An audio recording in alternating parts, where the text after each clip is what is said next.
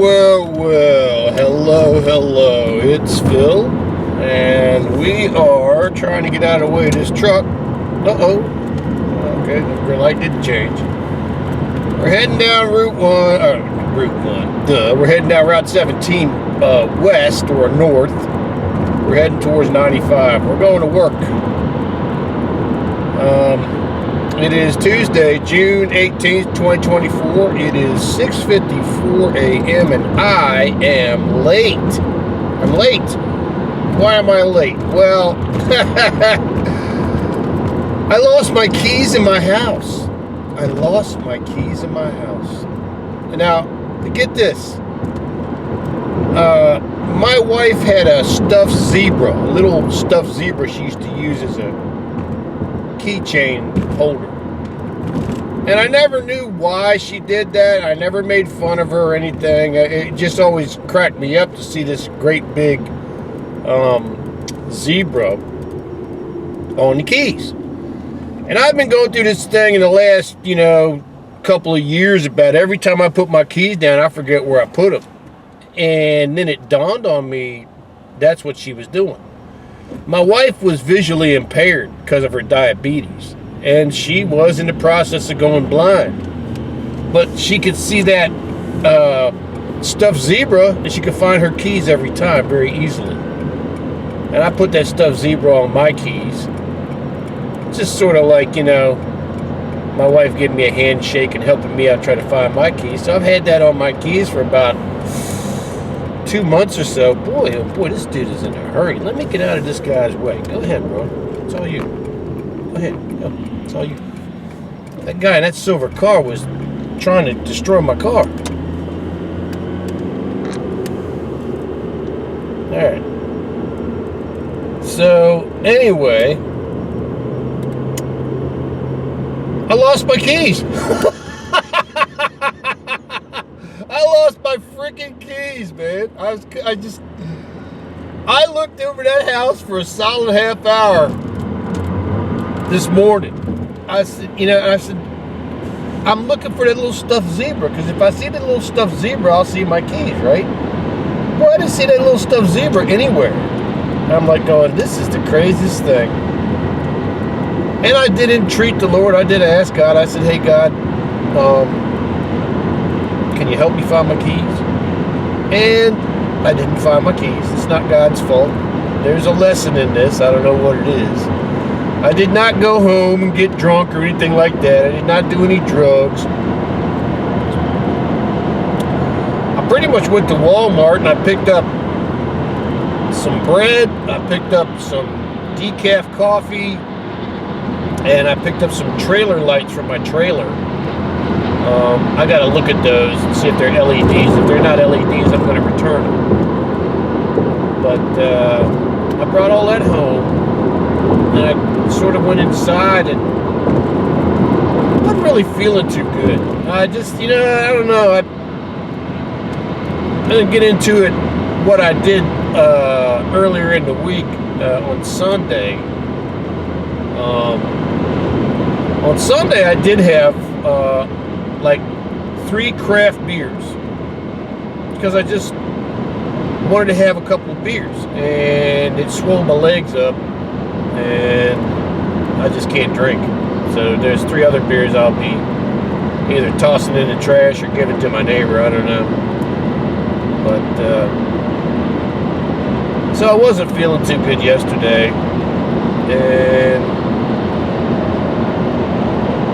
got home, and I wasn't feeling bad.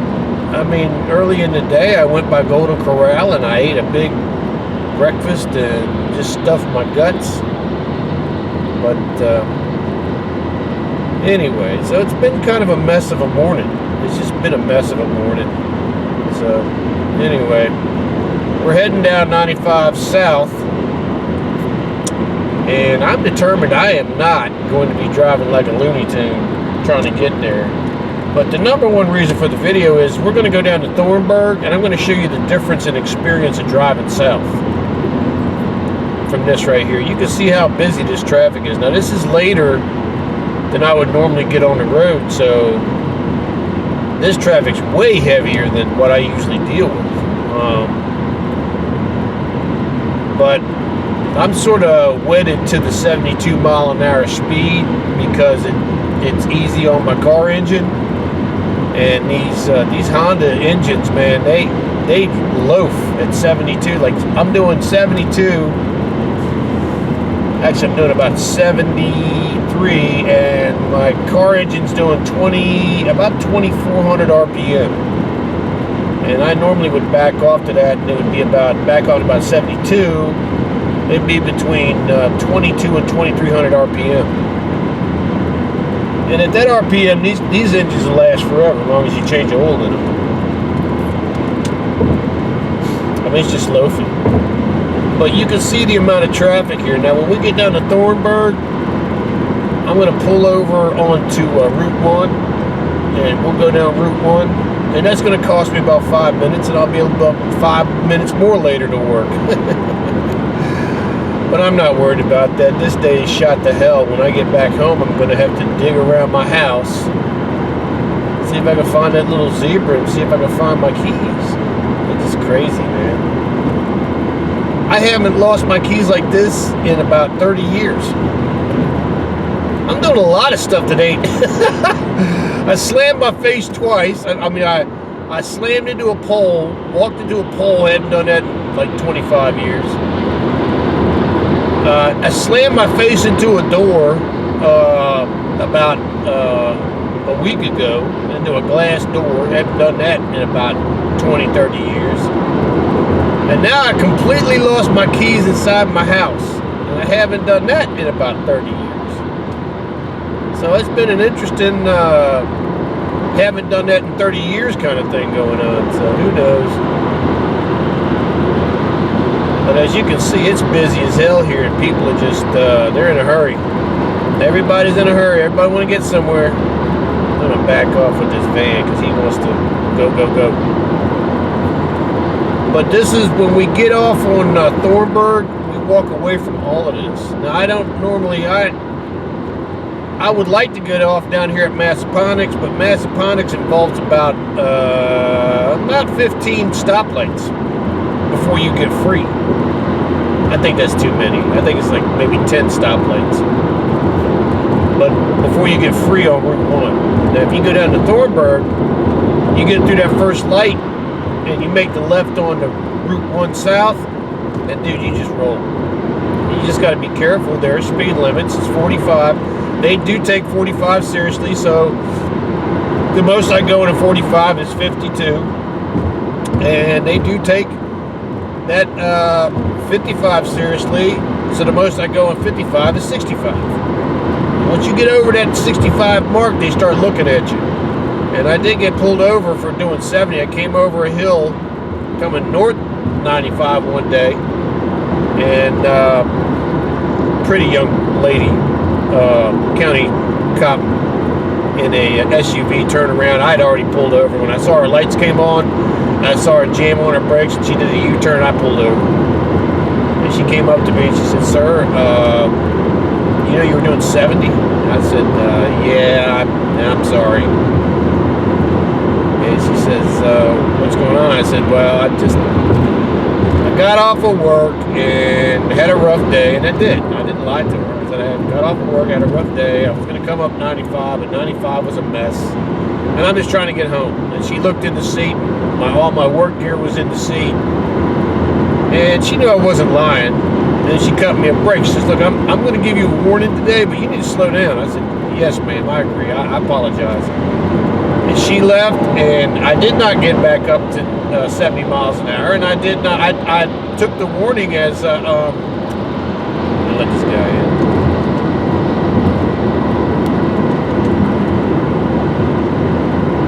But I took the warning as gospel, you know. And ever since then, I've been very careful. If I'm up on Route 1 and I'm rolling, I'm between 65, 67. I never get above much of that. And I haven't been pulled over. And you got to stay awake. I mean, you can't be messing around on your phones and stuff like that, because you come over a hill and there's a cop sitting there. Now, here's the thing with police. if they see you respond, and now this only counts if you're not, doing 90 miles an hour. If you're doing 90 miles an hour, they can pull your ass over. But if a cop sees you and you're running in a 55, oh man, this is bad. This is a big block of 18-wheelers here. Let's get around this. I'll give him some space so he can get around this too, because he's going to want to go. But yeah, he came out. If you're doing, say, 67 in a 55, and you already got your foot ready to brake, and you come over a hill and you see that white paint job of that Explorer SUV sitting in the middle of the road, and you're already braking, and you're already down to 65, heading down to 55, they appreciate that you respect that they were there. Okay, and normally they won't come and give you a ticket because they want to get the people that are humming. They want to get the 20 overs. They want to get the 15 mile an hour plus and up. And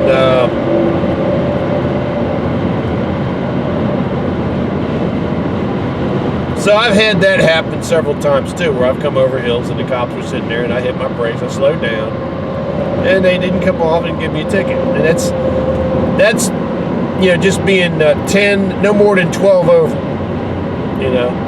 on Route 1. Now, you don't want to ever do that in a 45 zone, and you definitely don't want to do that in a 35 zone. In a 35 zone, you don't want to be over 40 mile an hour. Then they've got one zone down there by England Street, which we're not going to get that far today. But you can see how busy this is. See all the traffic?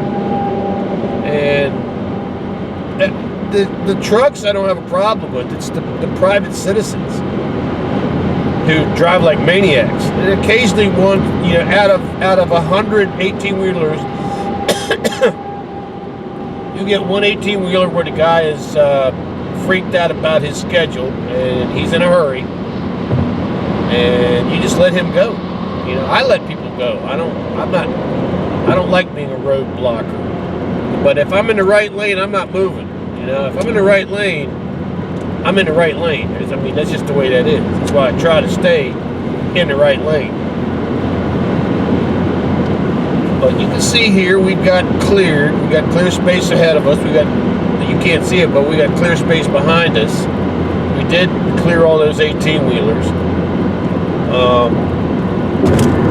But I'm still going to go down Thornburg. I'm still going to go down 1 because the whole point of having you with me today is I want to show you the contrast in going down Route 1 and then fighting this mess. So we're coming up on Thornburg right now. So here's Mr. 18-wheeler. He's pulled over. He wants to get around these people, but it'll take him probably 2 miles to get around these people. Something a lot of people don't understand about 18-wheelers is a lot of 18-wheelers are governed at 67 miles an hour. And when I say governed, I mean GPS governed. I don't mean that the engines are governed. I mean that they've got someone watching them drive, and for efficiency's sake, they can't go any faster than between 67 and 72 miles per hour. So if you're doing 75 miles an hour, you will naturally go past all these guys. And like I said, occasionally you'll run into 18-wheeler drivers who they're in a roll. And usually the ones that you see running that are going are younger ones who don't have a lot of experience, or much older ones who do transcontinental, which means across the United States. And they don't mess around because they don't have limitations. They're usually private operators, and the faster the freight gets there, the more money they make. And they've got to make a good living or they can't pay their bills. So this is Thornburg 606, exit 118. Now you see all this traffic here. I got 1, 2, 3, 4, 5, 6, 7, 8 18-wheelers. Now here goes a guy right here with the guy with the ceiling tiles. He's in a hurry. He's on his way. But we're getting over here on Route 1. Light change for us. It's going to change again by the time we get there, but that's alright. What in the hell is this guy doing? Oh, he's picking up somebody. Alright, well, fuck him. Bye. See ya. Alright.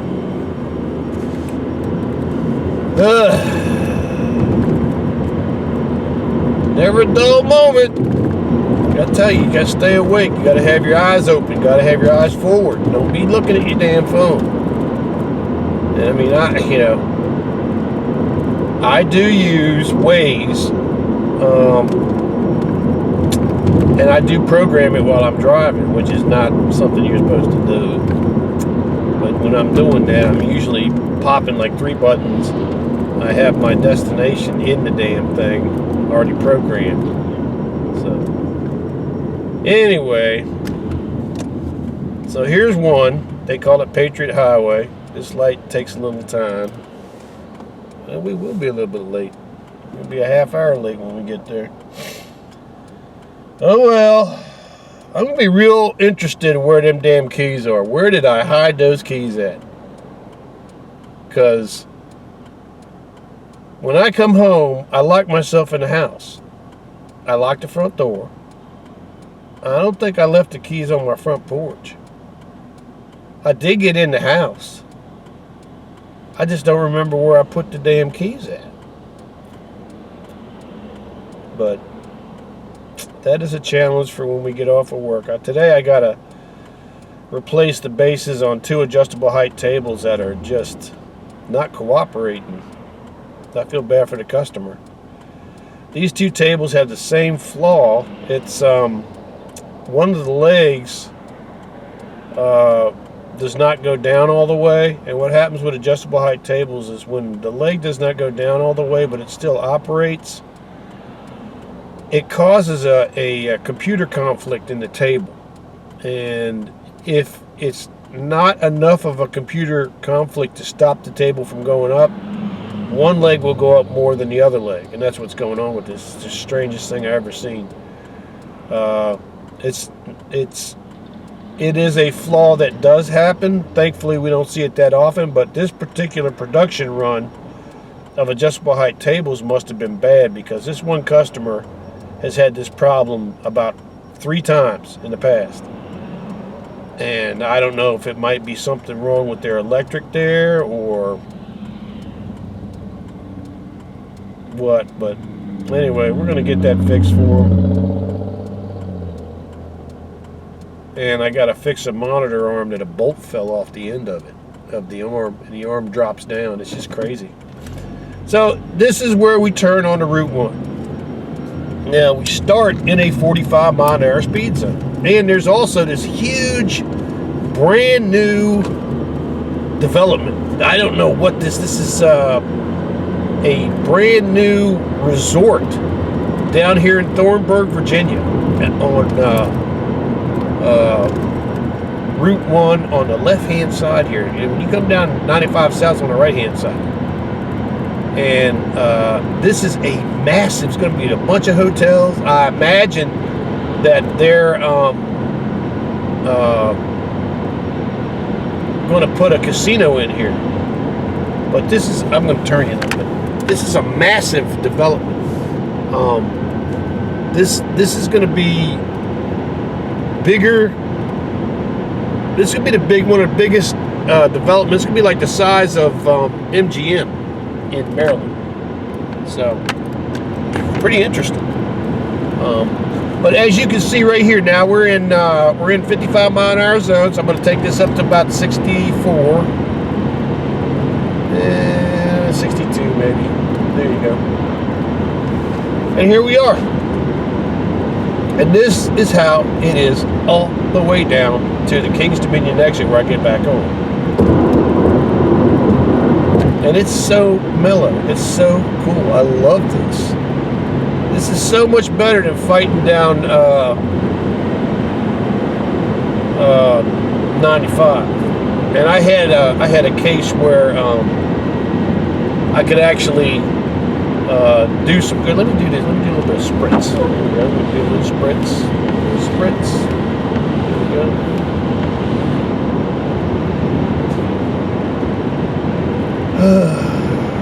Man, oh man, oh man. I cannot believe I lost my damn keys.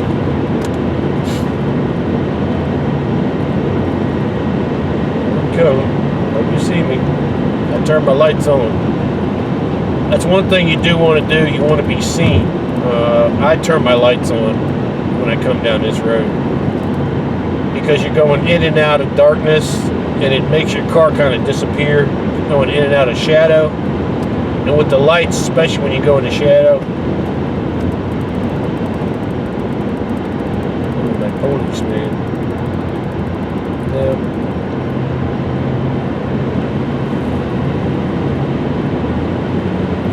But this is so mellow. I mean, you know, I'm like, this is, you don't have to worry about people driving up on your ass at 100 miles an hour. You don't have to worry about 18-wheelers parking next to you, going 70, and just sitting right there. You don't have to worry about nothing. Except for you got to obey the law, you know? I mean, you got to, if you're going to, you know, the best thing to do really is to stay somewhere around the speed limit. And they got some real cute little, well, they're not speed traps. I mean, they're conditions where they want you to slow down and the speed limit changes. But, well, I still can't believe I lost my damn keys. Right in my house. I'm going to go home tomorrow. Tomorrow. I'm going to go home tomorrow. I'm going to go home tomorrow. I'm going to go home tonight after work. Hopefully we'll get that customer satisfied, get their 2 tables fixed, get their monitor arm fixed, and get that job done for my boss and for my customer. And we'll get that knocked out. But when I get home tonight, I'm going to have to tear my house apart. Crazy. Just crazy. I don't know why things happen. But I also got some bad news from the Social Security Administration yesterday that I owe them some money, a big chunk of money. But that's okay. I'm never going to be a slave to Social Security. My friend told me about this, that this was going to happen. And that's cool. I mean, you know, there's nothing I can do about it. I gotta pay them back their money, and I gotta keep on getting up. I'm gonna keep making money, baby. I'm never gonna be a slave to Social Security. No, thank you. I'm gonna keep making money until the day I die. No scratches. But, you know, one thing I do gotta do is, I can stop going to casinos. I know that.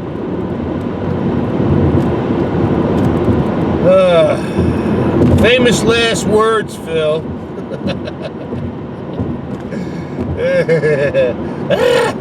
But look at this drive. Look at this drive. Look how beautiful this road is, man. I mean, this is not newly done here, but parts of this road have been newly paved, and it's really smooth. It's just really nice. Just really mellow. Not a bunch of crazy stuff. I got my cruise control on. We're doing about 62, 63. As you can see, I'm coming up on traffic. I'm just being mellow. Now, the messed up part of it is a lot of times you come up on traffic like this, and all of a sudden they remember, oh, wait a minute, I want to do the same exact speed you're doing. You're like going, oh, come on, dude. I closed on you for 5 miles. Now suddenly you want to do the same speed I'm going? But this guy's being cool. He's chilling. He's doing his 60. And you know why? Because he's got a great big V8. He's got to watch his speed. He's got to be careful because over like 60 miles an hour, that thing gets about 7 miles to the gallon. So... But I really do like this part of the drive when I come down this way because it's so mellow. Now here's 45. and it means 45, so we've got to break our speed down here. We'll bring our speed down. We will be compliant here because we are not looking. That's the one thing people don't understand. That's what young men don't understand. Because I was a young man at one time, and I was in a hurry everywhere I went. But the thing that got me was I had friends who always obeyed the speed limit within 3 to 5 miles an hour. And as a general rule, they beat me everywhere we drove. I was like, how did you get here? How did you get here 10 minutes earlier than me? Dude, I just went the speed limit. Here's a guy, the truck broke down. God bless him. I just went the speed limit. I just went down, I was always one of these people that, doing exactly what I'm doing here. Doing the shortcut instead of going down 95. Which I call it, I'm good at finding long cuts. I always found a long cut. I never found a shortcut. I was always later than everybody else wherever I went,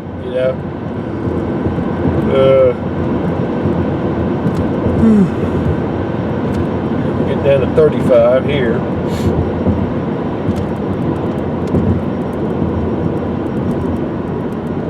But I like seeing these little intersections like this. I like seeing the little stores and the little car sales places and the homes and all that stuff. I like not being in the middle of a racetrack because I'm too old for that shit now. I'm too old to be going to court and paying a lawyer $1,000 an hour. There you go. There he goes. Yeah, baby. He got that thing going.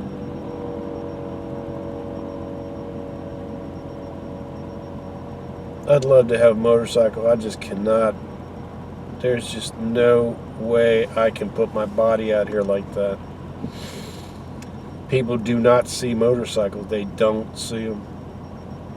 And the scary part isn't that they won't see you driving down the road. The scary part is that they won't see you while you're sitting at a light. And they do a lot of phone diving. I got a lady behind me, coming up behind me in a black SUV. She's eating and she's looking at her phone. And she's actually drove a little sideways on the road behind me.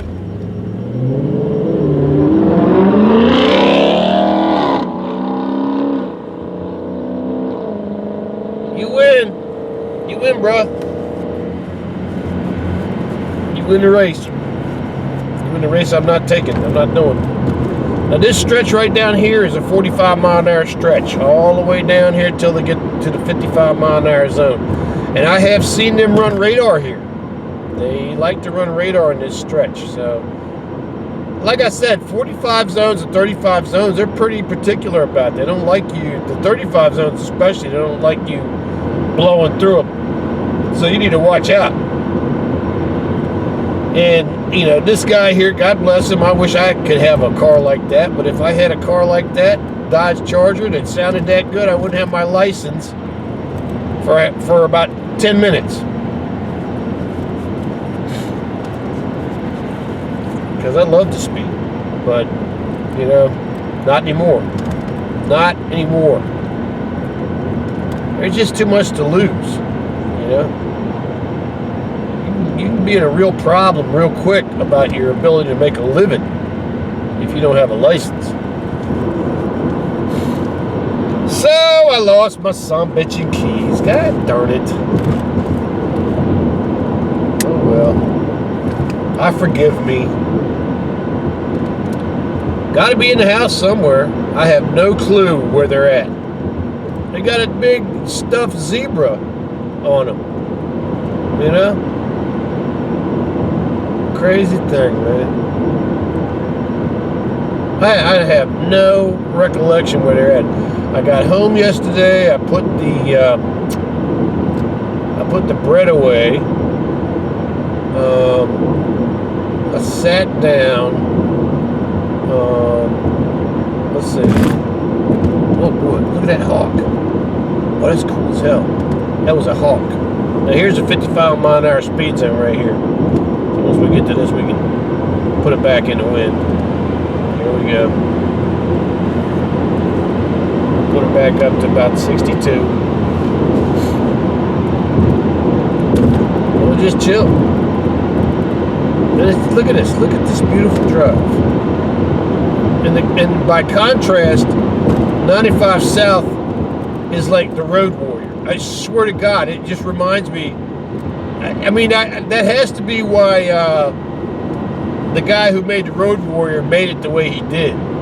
Because, I swear to God, it's exactly like going down I-95 South in the morning, or I-95 North too, or any of these interstates. It's like, Mad Max. But this is so mellow. This is so nice. Now, the only thing I would say about this drive is, and I've always been scared of this, but as of yet, I haven't seen it. But you do have trees on both sides, and in those trees are deer and wildlife. I've been very blessed. One thing I don't want to injure any wildlife. I don't want to hurt any wildlife. They got enough to deal with already, Sometimes they're just not too bright though. I mean, especially squirrels. Squirrels will run across a road and they'll be almost ready to get across the road, and then they'll turn around and run right back. So you got to be ready for that. You got to be ready to hit your brakes and hopefully not squash little suckers. But haven't seen any real wildlife on this road, so I've been pretty happy about that. But yeah, interesting morning. Nice Beamer, little Beamer Roadster. I heard I thought about getting one of those one time, but first off, I heard BMW is horrendous reliability-wise. That they got plastic pieces in their engines that like to get hot and crack and fail. And then to replace those plastic pieces, you got to take the whole damn engine apart. And if you do that, you might as well replace every plastic piece on the engine. And no thank you. But I also heard that those Roadsters ride rough, that they're hard riding vehicles. And I don't need to be coddled, but I don't want something that beats me to death. I'm kind of surprised that this Waze lady isn't talking to me this morning. I guess I got the sound turned down, but that's okay. I can still see the route. We're coming up on Rogers Clark Boulevard. She would be telling me to take a left on Rogers Clark Boulevard, but we're not going to do that. We're going to go down to Dominion Drive and come out at King's Dominion. And the reason is because that is the shortest, least